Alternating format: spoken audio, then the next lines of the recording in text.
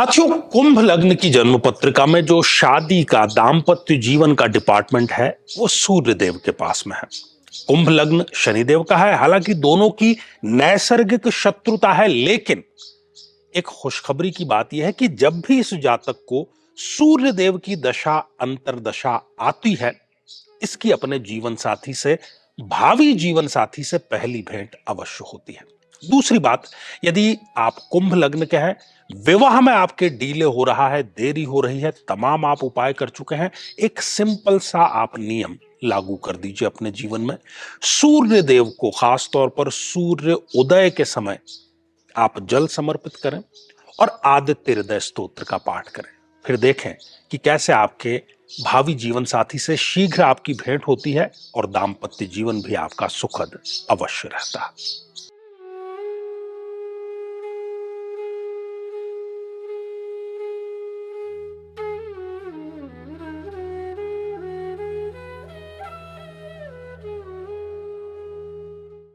साथियों, कहने को तो राहु का फिजिकली कोई अस्तित्व नहीं है, लेकिन जन्म पत्रिका की यदि हम बात करें, ग्रहों की यदि हम बात करें, तो जीवन के 80 से 85% समस्याएं कहीं ना कहीं राहु जनित समस्याएं हैं।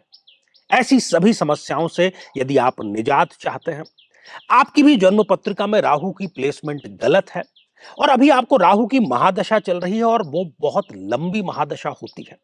यदि आप राहु देव की शांति कराना चाहते हैं और राहु की इस महादशा को शांति पूर्वक बिताना चाहते हैं, तो जरूर भाग लीजिए 8 मई 2024, जो कि देव पितृ कार्य अमावस्या है और राहु शांति के लिए एक सर्वोत्तम अवसर है।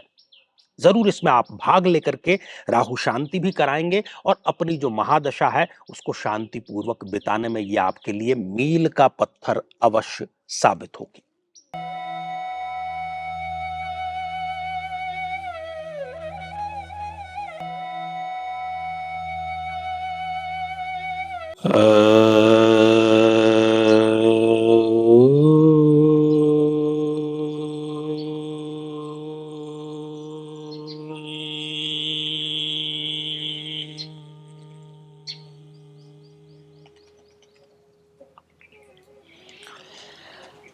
तो मेरे बहुत ही प्रिय और बेहद सम्मानित साथियों, हृदय की असीम गहराइयों से अभिनंदन, बहुत बहुत हार्दिक स्वागत।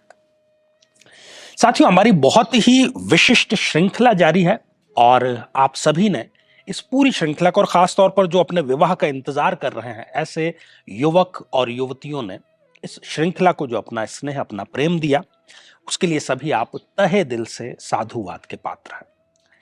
साथियों, इस श्रृंखला में हम एक बहुत ही कॉमन से लेकिन बहुत ही महत्वपूर्ण प्रश्न पर चर्चा कर रहे हैं। प्रश्न यह है कि आखिर जो मेरा होने वाला जीवन साथी है, जो मेरे होने वाली पत्नी है, जो मेरा होने वाला पति है, फ्यूचर हस्बैंड है, फ्यूचर वाइफ है, उससे मेरी पहली मुलाकात, पहली भेंट कब होगी।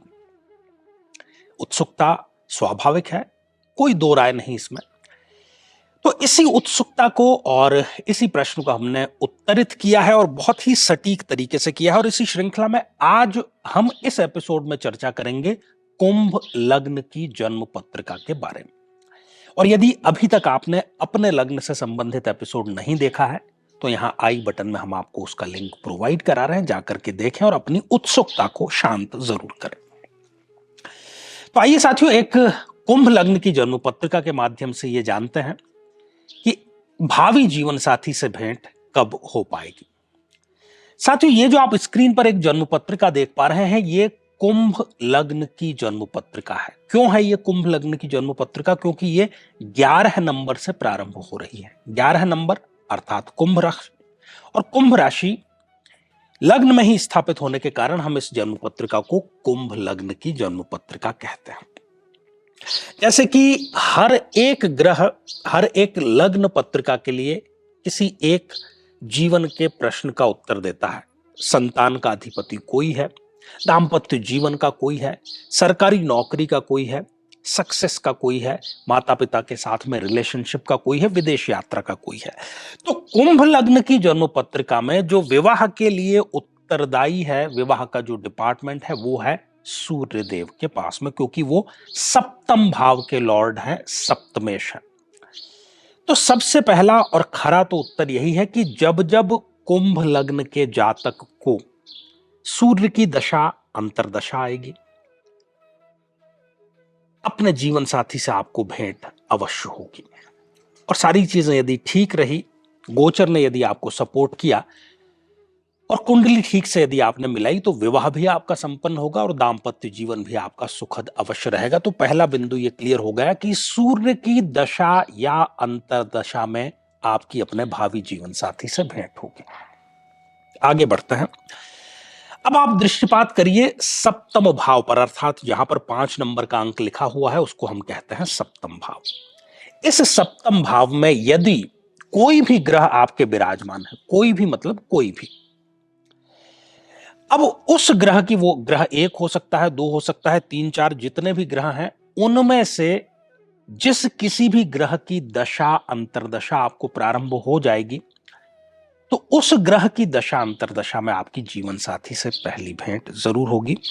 और जैसे कि हम उदाहरण के रूप में मान करके चलते हैं कि मान लीजिए आपके यहां पर चंद्रमा विराजमान है या बुध विराजमान है या गुरुदेव विराजमान है, तो जिसकी भी दशा अंतरदशा इनमें से आएगी, आपकी अपने जीवन साथी से भेंट बिल्कुल सुनिश्चित रूप से अवश्य होगी।